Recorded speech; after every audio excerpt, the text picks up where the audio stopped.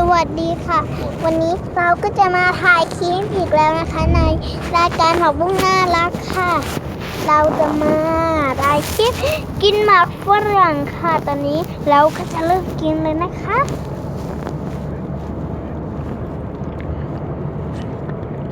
คิดว่ารสมันคือรสอะไรคะน่าตอบให้คุณผู้ชมตอบเนาะถ้างั้นบอกบ้านนะคะแล้วมันจะเป็นลูกก็แก๊กวงกลมอะค่ะแล้วมันจะเป็นลูกสีม่วงๆเลยค่ะตัวมาเลยค่ะแบบนี้อะถ้าคุณผู้ชมดูแบบนี้ค่ะใครตอบถูกรับไปเลยนะคะเดี๋ยวไปถึงบ้านซื้อเดี๋ยวมาหมายก่อนค่ะแล้วคิดว่าเปรี้ยวไหมคะเปรี้ยวหรือหวานคะตอบไปได้เลยค่ะ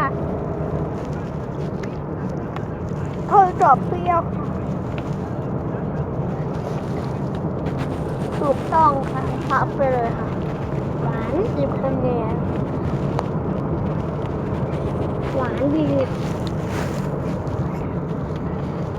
มุ่งตอบว่าหวานหรือไม่หวาน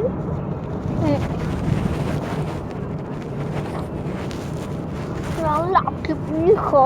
ลาไปก่อนนะคะเพราะว่ามันเปรี้ยวมากเลยค่ะบ๊ายบาย